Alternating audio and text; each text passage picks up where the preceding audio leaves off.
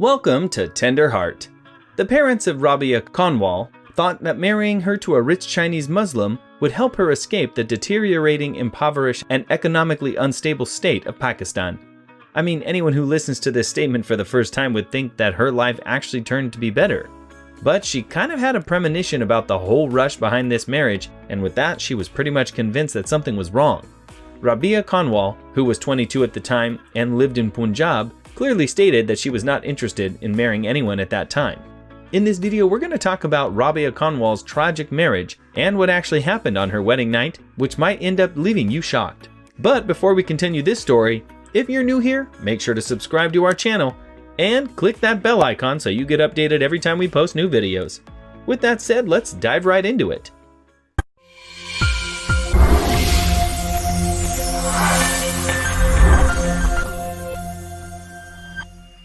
Normally, arranged marriages in Pakistan are normal. However, this was kind of a unique one.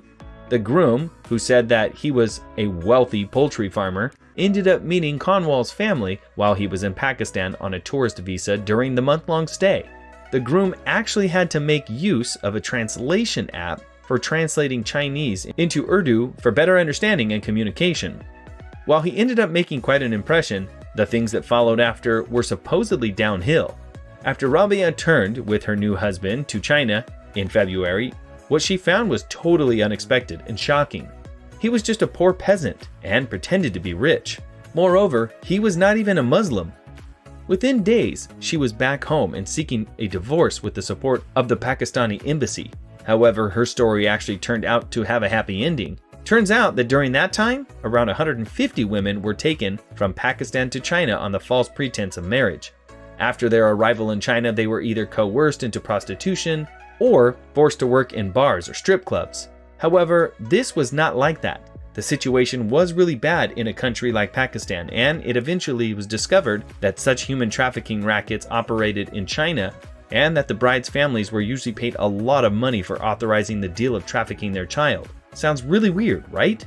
When Rabia moved to her new house in China, along with her husband, she said that the whole family was actually poor. The groom had faked his identity and there were simply no washrooms in their house, where the whole family lived.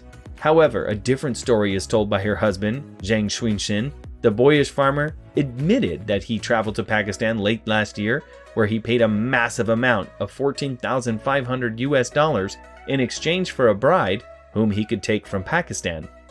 The Chinese embassy pressured on the fact that the mistreatment of the Pakistani woman in China is non-existential, however the statistics seem to point otherwise. Most of these human trafficking cases stemmed up from the fact that Pakistani people were always looking for a better option with a viable economic outlook, and so they resorted to trafficking. Since a girl's family would be happy, she'd be happy too, and that's how it actually worked. After that, she went on to mention that she met her husband in the Islamabad marriage broker's place, where a lot of Chinese men and Pakistani women were present.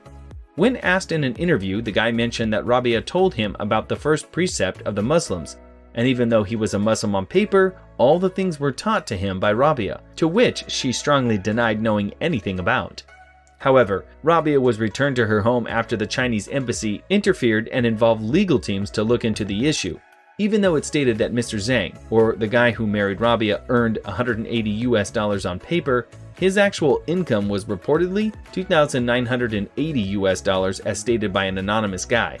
While people are living out safely in their homes protecting themselves from COVID-19, such instances continue to happen every day, and we must try to be certain and aware of our surroundings at all times. Thank you for watching, and if you liked it, don't forget to like and share. Till then, take care and we'll see you in the next one.